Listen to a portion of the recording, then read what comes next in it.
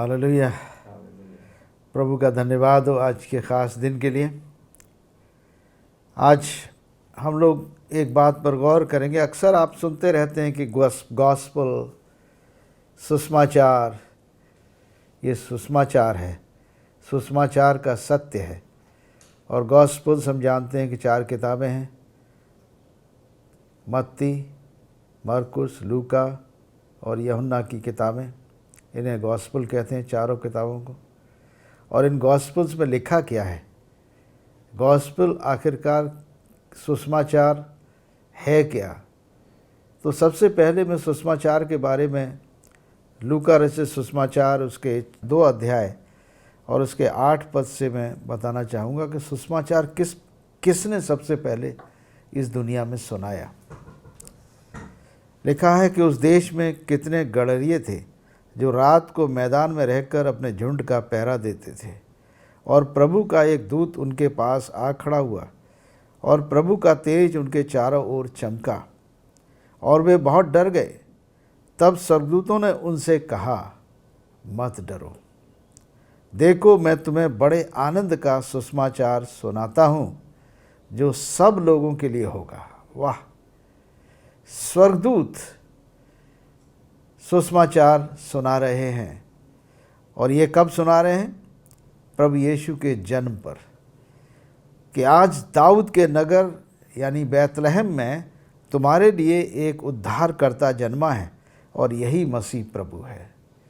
तो ये सुसमाचार, ये खुशखबरी दुनिया में सबसे पहले स्वर्गदूतों ने उन जंगल में रह रहे गडरियों को सुनाई जो अपनी भेड़ों की रखवाली कर रहे थे।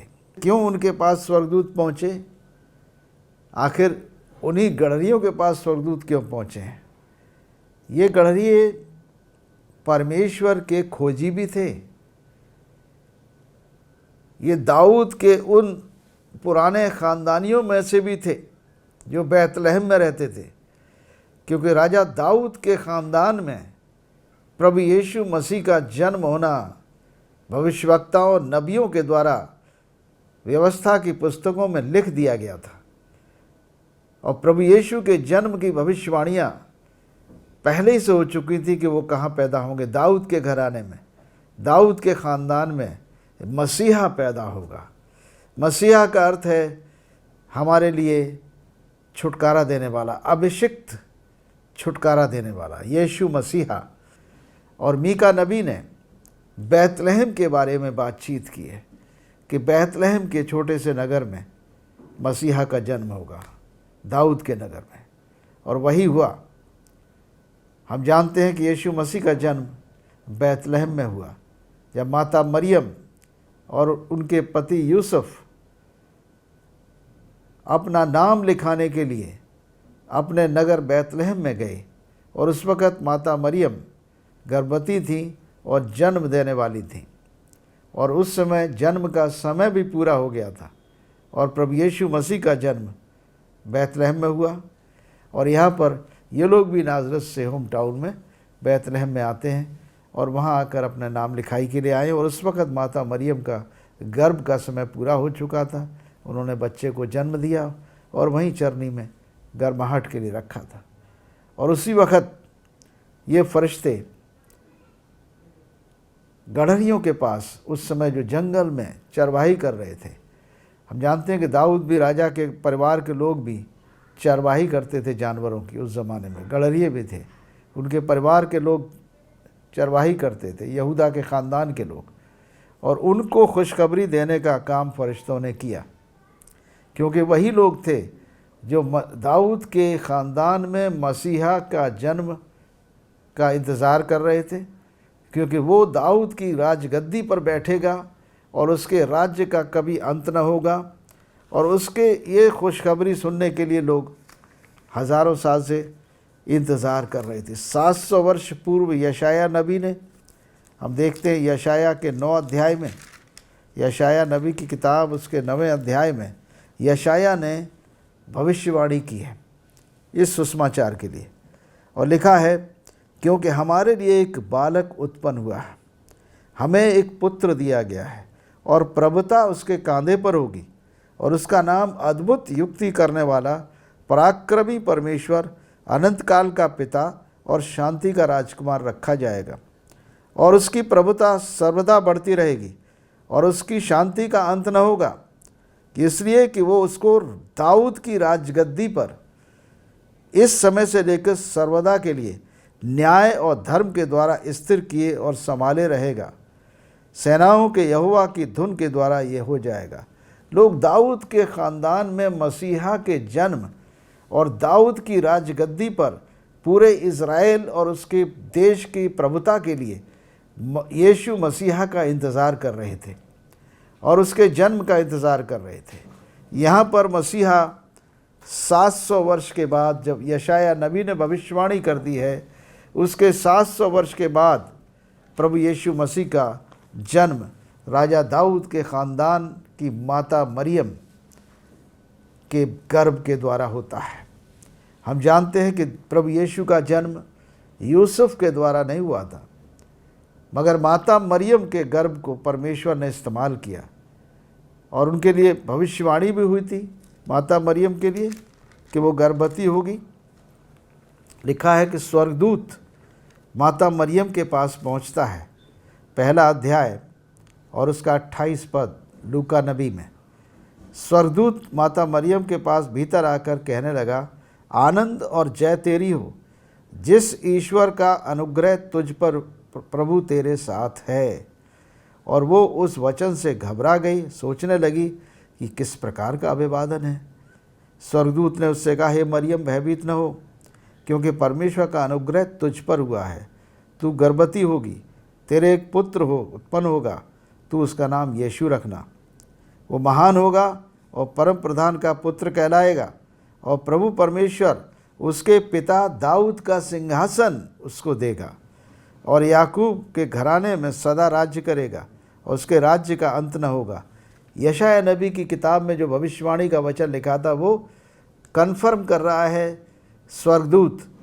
और ये मरियम उस दूत की बात सुनकर कहने लगी, ये कैसे हो सकता है, मैं तो पुरुष को जानती नहीं, यानी शादी नहीं हुई मेरी। स्वर्गदूत ने उसको उत्तर दिया, पवित्र आत्मा तुझ पर उतरेगा और परम प्रधान की सामर्थ तुझ पर साया करेगी, इसलिए कि वो पवित्र जो उत्पन्न होने वाला है परमेश्वर का पुत्र कहलाएगा। Praise the Lord. क्योंकि मसीहा के बारे में ये भी जिक्र है कि मसीहा जो होगा, जो इज़राइल में जन्म लेगा, वो परमेश्वर का पुत्र होगा, दाऊद का भी पुत्र होगा और परमेश्वर का पुत्र होगा। दाऊद के ख़ानदान में जन्म लेगा, इसलिए दाऊद का पुत्र कहलाएगा। लेकिन परमेश्वर का पुत्र इसलिए होगा कि उसका जन्म पिता के, मनुष्य के संबंध से नहीं होगा, परंतु पवित्र आत्मा के अभिषेक से, पवित्र आत्मा के माता मरियम पर उतरने के द्वारा, जो गर्भ में माता मरियम के पवित्र आत्मा आएगा और गर्भ में देह धारण करेगा। देह धारण किया है, यानी आत्मा ने शरीर धारण किया। पहले आदम की संरचना हुई कि परमेश्वर ने शरीर बनाया और शरीर में आत्मा डाला। पहले आदम का जन्म हुआ जब। लेकिन ये अंतिम आदम जो मुक्तिदाता बनकर आया है, इस आदम को पहले परमेश्वर ने आत्मा डाला गर्भ के अंदर, जिसने शरीर धारण किया। दोनों में अंतर है। और क्रिएशन, पहला क्रिएशन है, दूसरा क्रिएशन नहीं है। पहला सृष्टि है, पहला आदम, और दूसरा आदम सृष्टि करता है। यानी वो सृष्टिकर्ता परमेश्वर पवित्र आत्मा माता मरियम के गर्भ में शरीर धारण करके बालक के समान डेवलप होता है और पूर्ण शरीर धारण करके जन्म लेता 9 महीने के बाद। और ये माता मरियम दाऊद के राजा के ख़ानदान की हैं, इसलिए वो दाऊद का पुत्र कहलाया। और परमेश्वर के आत्मा के द्वारा उसका जन्म हुआ, यानी परमेश्वर आत्मा पुत्र, जो परमेश्वर का पुत्र आत्मा में परमेश्वर के साथ युगान युग से था। आदि से परमेश्वर का वचन था, परमेश्वर के साथ था, वो परमेश्वर था। और यही वचन देह धारण करता, वही आत्मा देह धारण करता है।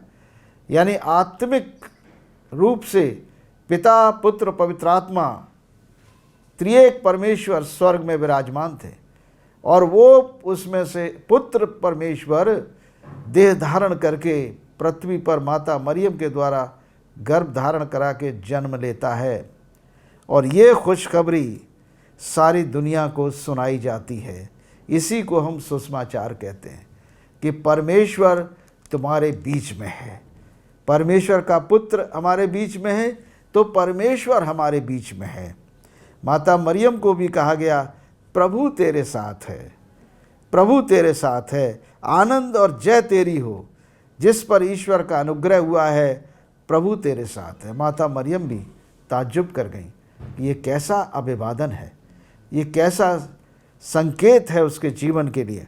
लेकिन वो आखिरकार दूसरी सृष्टि की माता बन रही है, एक नई सृष्टि की माता बन रही है। दुनिया के नए सृष्टि के अपने सृष्टिकर्ता को पृथ्वी पर मनुष्य के रूप में लेकर आ रही है। वो माता मरियम वाकई में आदर और सम्मान के योग्य है, आशीषित है, वो ब्लेसेड है और वो सम्मान के योग्य है। वो नई सृष्टि की माता बनकर इस पृथ्वी पर जन्म ली है और उसके द्वारा सृष्टिकर्ता स्वयं मनुष्य की देह धारण करके पृथ्वी पर जन्म लेता है। मनुष्य के रूप में नाम यीशु रखा जाता है और वो मसीहा बनकर हमारे लिए पैदा होता है। और इसका सुसमाचार सबसे पहले इस खुशखबरी को सुनाया जाता है स्वर्गदूतों के द्वारा। और स्वर्गदूत किसको सुना रहे हैं? उन लोगों को जो भटके हुए यहूदा के ख़ानदान के लोग हैं, जो दाऊद राजा के ख़ानदान के लोग हैं, जो वहाँ पर भेड़ों की चरवाही कर रहे हैं।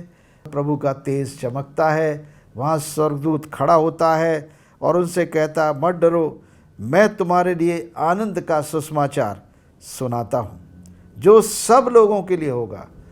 ये सबसे बड़ी चीज़ है।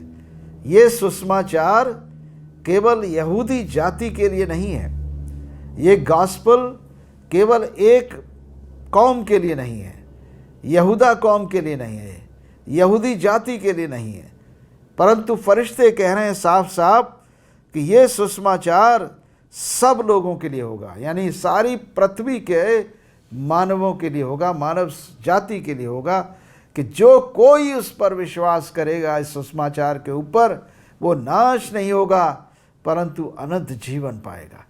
आखिर इसको सुसमाचार क्यों कहते हैं? ये खुशखबरी क्यों है? ये खुशखबरी इसलिए है कि परमेश्वर हमारा सृष्टिकर्ता मानव के रूप में पृथ्वी पर प्रकट होता है। हम मनुष्यों की समानता और स्वरूप में बन जाता है।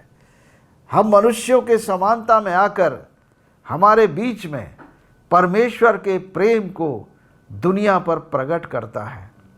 और इतना प्रेम परमेश्वर कर रहा है मनुष्यों से कि मनुष्य का रूप धारण करके पृथ्वी पर आ गया, मनुष्य बनकर आ गया।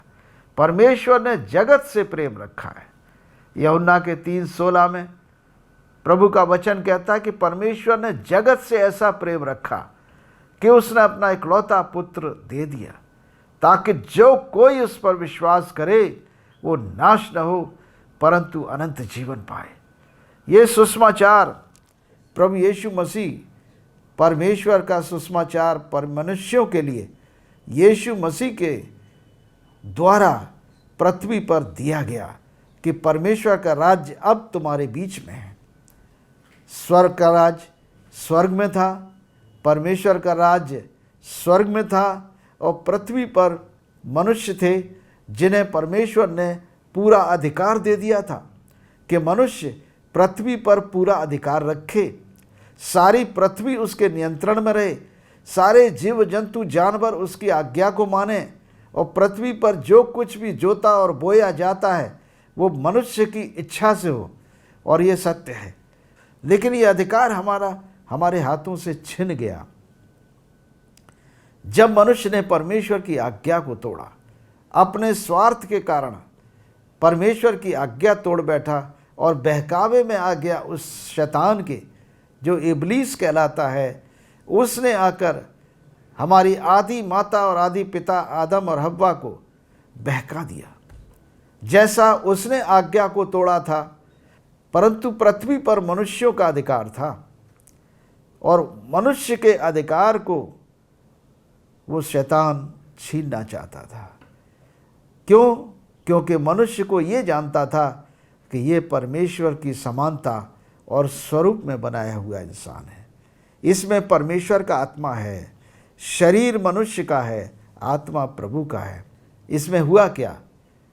यहाँ पृथ्वी पर मनुष्य का राज्य था। परमेश्वर पृथ्वी पर मनुष्य से मिलने आता था, आदम हव्वा से रोज मुलाकात करता था। आज के दिन क्या हो रहा है? पृथ्वी पर मनुष्य भटक रहा है, परमेश्वर की खोज में है और अपने हिसाब से उसने दुनिया के तमाम तरीके निकाल लिए हैं ईश्वर की खोज के, और नहीं मिल रहा है। तब भी अपने तरीकों में वो व्यस्त है, अपने अपने मेथड्स निकाल लिए हैं, अपने अपने वर्शिप के तरीके निकाल लिए हैं और उसी में वो डूबा हुआ है, लेकिन परमेश्वर की प्राप्ति नहीं हो पा रही है। और उस ज़माने में क्या होता था? परमेश्वर बागे अदन में पृथ्वी पर खुद रोज़ आदम और हव्वा से मुलाकात करने आता था, और उतना ही नहीं, उनके साथ फेलोशिप करता था, उनके साथ संगति करता था। और उस दिन क्या हुआ? जिस दिन इन्होंने परमेश्वर की आज्ञा को तोड़ा, आदम और हव्वा के शरीर से जो कवरिंग थी, जो महिमा की कवरिंग थी, जो परमेश्वर का परमेश्वत्व था, ईश्वर का ईश्वरत्व जो उसे ढाके हुए था, वो हट गया, वो ग्लोरी हट गई। संत पौलुस कहते हैं रोमियो के 3:23 में कि सब ने पाप किया, क्योंकि आदम और हव्वा ने पाप किया, हमारी आदि माता और आदि पिता ने पाप किया। परमेश्वर की आज्ञा को तोड़ना ही तो पाप है, और पाप के कारण हम सब पापी हो गए। इसलिए सब ने पाप किया है और सब परमेश्वर की महिमा से रहित हो गए। यानी परमेश्वर की महिमा जैसे ही गई, शैतान ने मनुष्य को अपना गुलाम बना लिया। लूसीफर का कब्जा पृथ्वी पर हो गया और पृथ्वी पर उस दिन से और आज तक अशांति का द्वंद्व काटे हुए है, आपस में झगड़े पैदा करे हुए है। सारी मानव जाति एक दूसरे के प्रति नफरत और घृणा से भरी हुई है। पूरे मनुष्यों में झगड़े और फसाद पैदा हो गए हैं, कहीं शांति नहीं आपस में। एक जाति दूसरी जाति से घृणा करती है, एक रिलीजन के लोग दूसरे रिलीजन से घृणा करते हैं। और इस माहौल में जब परमेश्वर ने देखा कि मनुष्य विनाश पर विनाश हुआ चला जाता है, तब परमेश्वर ने अपने तमाम नबियों को भेजा कि आखिरकार नबियों के द्वारा भी मनुष्यों का उद्धार नहीं हो पाया। तब परमेश्वर ने हमसे बातचीत की है अपने पुत्र के द्वारा। स्वयं परमेश्वर पुत्र पृथ्वी पर मनुष्य बनकर आता है और हमसे बातचीत करता है। इससे बड़ी खुशखबरी क्या हो सकती है कि परमेश्वर मनुष्य बनकर हमारे साथ संगति करने आया है। इसलिए अब हम मनुष्य बनकर पृथ्वी पर जाएंगे। ये खुशखबरी है मेरे प्रियो, यही सुसमाचार है जिसको आज हम आपके सामने बता रहे हैं कि सुसमाचार है क्या। दुनिया के लिए खुशखबरी स्वर्गदूतों ने क्यों दी? स्वर्गदूत इसलिए दिए कि परमेश्वर पृथ्वी पर आ गया, परमेश्वर मनुष्य बनकर आ गया। इसलिए इस खुशखबरी को, इस सुसमाचार को उसने स्वर्गदूतों के द्वारा पृथ्वी पर मनुष्यों में भेजा सबसे पहले, ताकि मनुष्य सुन लें कि परमेश्वर की इतनी बड़ी योजना आज मनुष्यों के कल्याण के लिए, मनुष्यों के उद्धार के लिए पृथ्वी पर आ चुकी है। Let it be known to the mankind, let it be known to the all mankind that they may believe and be saved, ताकि वो विश्वास करें और उद्धार पा जाएं। लूका 4 और उसके 18 में प्रभु यीशु मसीह सिनेगॉग में आते हैं और कहते हैं, प्रभु का आत्मा मुझ पर है इसलिए कि उसने कंगालों को सुसमाचार सुनाने के लिए। अब यहाँ पर यीशु मसीह डायरेक्ट सुसमाचार सुना रहे हैं। पहले स्वर्गदूतों ने सुनाया, अब प्रभु यीशु मसीह स्वयं, यानी परमेश्वर स्वयं, परमेश्वर पुत्र स्वयं मनुष्यों को सुसमाचार सुना रहे। कह रहे हैं, इसलिए उसने कंगालों को सुसमाचार सुनाने के लिए मेरा अभिषेक किया है और मुझे इसलिए भेजा है कि बंदियों को छुटकारे का और अंधों को दृष्टि पाने का और सुसमाचार प्रचार करूं और कुचले हुओं को छुड़ाऊं और प्रभु के प्रसन्न रहने के वर्ष का प्रचार करूं। इसमें क्या क्या बहुत गहराई है इसके अंदर। कंगाल कौन है?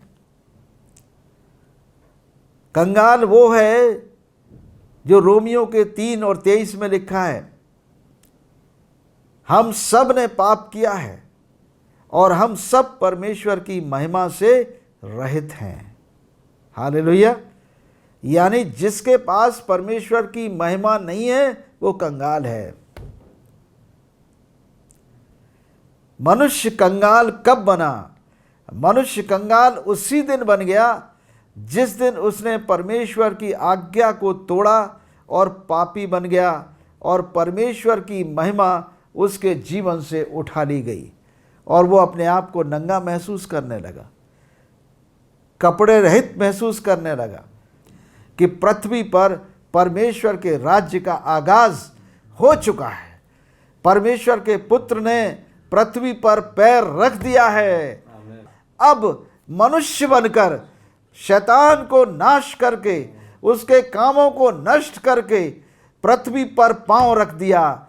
परमेश्वर के राज्य का आगाज हो गया 2000 साल पहले हो गया। और उतना ही नहीं, सब कुछ उन्होंने कर डाला।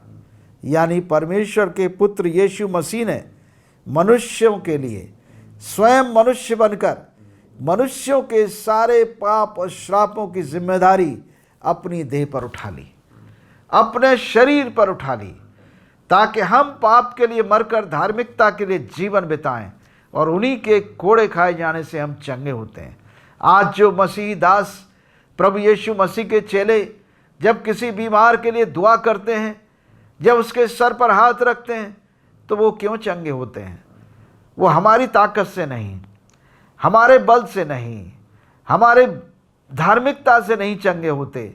वो प्रभु यीशु मसीह के कोड़े खाए जाने से चंगे होते हैं। प्रभु यीशु मसीह के लहू से हमारे पाप धोए जाते हैं, जो उन्होंने क्रूस पर अपना लहू बहाया था। हम पापियों की खातिर इतना बड़ा बलिदान किया था ताकि हम सब श्राप से आज़ाद हो सकें, उस गुनाह के बंधन से छूट सकें।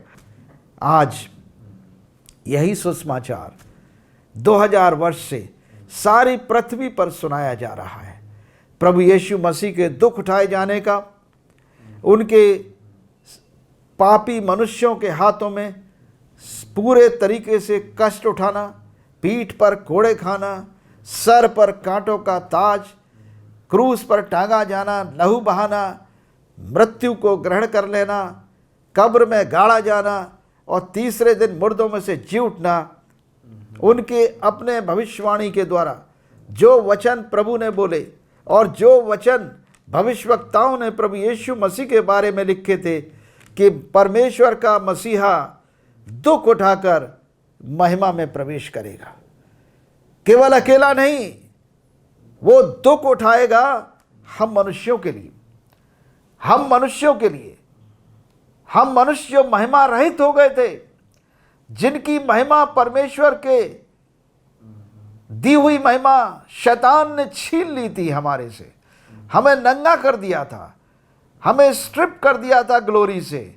वो ग्लोरी परमेश्वर पुत्र यीशु मसीह पृथ्वी पर हम सब मनुष्यों के लिए लेकर आए हैं और हमें अपनी महिमा सहित परमेश्वर के राज्य में प्रवेश करा रहे हैं।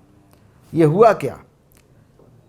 परमेश्वर का पुत्र यीशु मसीह दुख उठाकर अपनी महिमा में प्रवेश किया, मनुष्य के रूप में, पूर्ण मनुष्य के रूप में, पूर्ण परमेश्वर के रूप में। ये बहुत बड़ी जीत है मानव जाति का सबसे बड़ा विजय है, मनुष्य के इतिहास का सबसे बड़ी विजय है कि मनुष्य ने मौत पर जय पा ली। मनुष्य श्रापित अवस्था से आशीषित अवस्था में आ गया। मनुष्य ने फिर से परमेश्वर की महिमा को दोबारा प्राप्त कर लिया। जिस महिमा से वो रहित हो गया था पाप के कारण, वो महिमा प्रभु यीशु मसीह के मनुष्य बनने के कारण हम मनुष्यों में वापस लौट आई। कितने आनंद का सुसमाचार है मेरे प्रियो, कितनी खुशी का समाचार है। क्या इस समाचार को हमें पूरी पृथ्वी पर सारी मानव जाति में सुनाना नहीं चाहिए? क्या हमें इसे सुनना नहीं चाहिए कि हम इस सुसमाचार को सुनकर, इस खुशखबरी को जानकर प्रभु यीशु मसीह को, जिसे उसने भेजा, जिसे उसने अपनी महिमा को मनुष्य में दे दिया, कि हम मनुष्य जब यीशु मसीह को अपना प्रभु और अपना मुक्तिदाता हृदय में ग्रहण करते हैं तो परमेश्वर की महिमा हम में आ जाती है, हम में वापस लौट आती है। वो अनंत जीवन हम में वापस लौट आता है। हम अगर मर भी जाएं फिर भी जीवित रहेंगे। यानी यही अर्थ है कि यीशु मसीह दोबारा इस पृथ्वी पर आएंगे। परमेश्वर के प्रसन्न रहने का वर्ष होगा जब परमेश्वर का राज्य इस पृथ्वी पर पूरे तरीके से स्थापित होगा। वो दूसरा आगमन होगा यीशु मसीह का। यीशु मसीह जानते हैं तीसरे दिन मुर्दों में से जी उठे, कब्र में से निकल कर आ गए, स्वर्ग में 40 दिन के बाद उठाए गए और भविष्यवाणी हुई, आकाशवाणी हुई कि जैसे तुम स्वर्ग में से जाते हुए देख रहे हो, मसीहा दोबारा पृथ्वी पर इसी प्रकार आएगा। और उस वक़्त मसीहा अपनी महिमा में आएगा, क्योंकि वो महिमा में प्रवेश कर चुका है। शारीरिक रूप से प्रवेश किया है, आत्मिक रूप से भी और शारीरिक रूप से भी, मनुष्य के रूप में भी और परमेश्वर के रूप में भी अपनी महिमा में प्रवेश कर लिया है। और हम सब मनुष्यों को, जितने उस पर विश्वास करेंगे, उन सब को अपनी महिमा में प्रवेश कराता है।